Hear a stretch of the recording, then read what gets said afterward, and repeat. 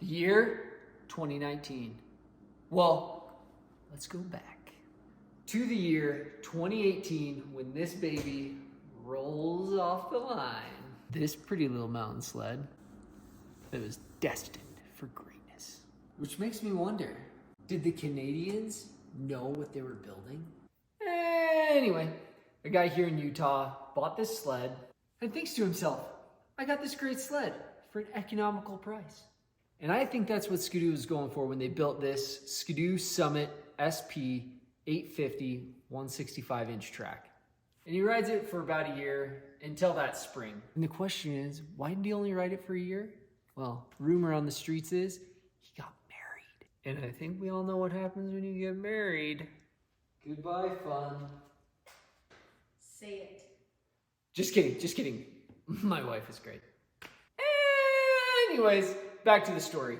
Tony had been snowmobiling for about a year on an oldish Polaris 800 and decided he wanted a new sled. The rest of us were riding Gen 4 165s. So I'm guessing Tony was like, I should get the Gen 4 165. I'm saying this because I'm Italian and I'm Polish. And this is Tony. Look how Italian and Polish and hairy he is. To be honest, I probably told him to get the Gen 4 165, but who remembers that far back anyways? And like the copycat that Tony is, he picked up this peach of a sled. And remember, this is pre-2020, so you could get sleds for a good deal back then. And that's where our story starts. So let's go ski tips to snow flats and find out about this Gen 4 beast. Tony built this sled for backcountry tree riding. So the first thing he did was copied me by building this sled the way that I built my sled. And I love it because we put a lot of research in on how to build a rad Gen 4, and this is it. The first thing he did was put on the post forward. Post forward. The reason we do the post forward is because Brett Rasmussen says so. And I don't think there's anybody that knows how to build a tree riding sled better than Brett Rasmussen. And what it does is it makes you so you can get further forward on the sled and your handlebars aren't in your guts and you can keep the front end down because the Gen 4 has a tendency to want to climb.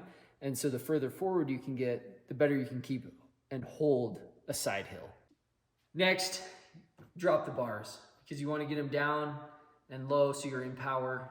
Simple ergonomics. It gets your arms into a place of strength like your strongest buddy. Like, Tyler, it's been a while, hit me up, we need to hang out. To accomplish that, Tony threw on a 3-inch riser. I run a 2-inch. You just gotta find what fits you and your arms. Tony made the great decision to get a brake reservoir cover because I've been riding with guys and they break this plastic one off and it ruins their day. So, TKI brake reservoir cover. And because Tony has a weak thumb, my fingers hurt. He put on a finger throttle, the Munster finger throttle. Since that's been moved onto his new sled and the thumb throttle's back on this sled. But, yeah. Next, to keep the sled going flat on the side hill, threw in the Expert Spindles. Along with that, we put in the Salsa King ski rubbers. Mostly just for longevity. They last a really long time. They're really tough. They're a lot thicker than the stock ski rubbers. And to protect his sled, Tony put on these thick boy Skidoo bumpers. And they, well, look like that. I personally don't love the look, but they work really well. Next, Tony did the Ozempic of the sled world and threw on a can. He did the HPS can and lost that sled weight. In the same arena of losing some weight, Tony did the TKI belt drive to get the weight loss and that low end torque. You don't go around town with a chain holding up your pants. Actually, if you do, hit me up because I want to see that. Seriously though, TKI makes a great belt drive that's treated us really well. Next, when you're riding in the backcountry, you move around on the sled a lot.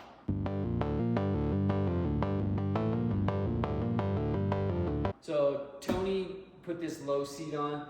This is the Carl Cooster seat. You used to be able to get it in the Skidoo catalog. Now it comes stock, rebranded a little bit different, but it comes stock on the Summit Experts and X's. Not like X, like my ex Catherine, but the Summit X. The SP comes with junk running boards. So Tony cut those off and threw on these Skins running boards. They're the narrow ones, so they're an inch narrower.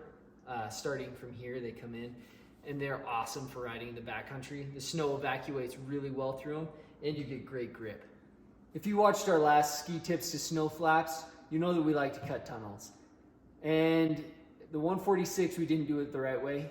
On this sled, we cut it the right way. And we cut 7 inches off. When you get rid of everything from here back, you get rid of the wheelie bar. When you're coming up and it catches in the snow and high centers you here, and you're getting a lot of snow build up there, it just takes away from performance and agility with the sled. So cutting that off makes it way better to ride in the backcountry. So like Sarah, we cut all that baggage off. The next thing we had to change was the T-motion. What it does is it gives you flex. So when you're learning how to ride a sled, it's great. It helps you get over on edge. But when you start riding more technical terrain, it makes it so you wash out. So we threw in some limiters on the T-motion, and it's really neat. T-motion is a lot like cilantro. Some people love it. Some people think it tastes like soap. I don't love it. Tony didn't love it, so that's why he got rid of it. But, you know, some guys like it, and it's great for them. Also, I do love cilantro. I'm going to Chipotle later this week, so. Like the charms on my Crocs, Tony wanted to personalize his sled. So he got this sick wrap. And it's actually been, to me, one of the best wraps I've ever seen. What's really cool about this is Tony designed this on his own. And I think that's really cool. And like my daughter every Monday and my wife before gym class, this sled is sick. It's set up really well for the backcountry. But the Gen 5 came out and turbos changed the game. So Tony needed more power. And if you've been watching the channel for a while, you've seen that he got a Gen 5 turbo 154. What's the future for this sled? Something I'm actually really excited about. My buddy Ron, he bought it and he's gonna learn how to backcountry ride on it, just like Tony did. It's set up sick. It's a great sled. If you want to get into backcountry riding but don't have the cash for a Gen 5, you can set up these Gen 4s to do some incredible things and take you incredible places, just like this is gonna take Ron. So I'm excited for the future of this sled. I'm excited for the future of this channel, and I'm excited that you guys are here. I hope you enjoyed this video. Let me know what you did to your Gen 4s or what you saw your buddies do to their Gen 4s. And also hit me up with those chain belt pictures. We'll catch you in the next one.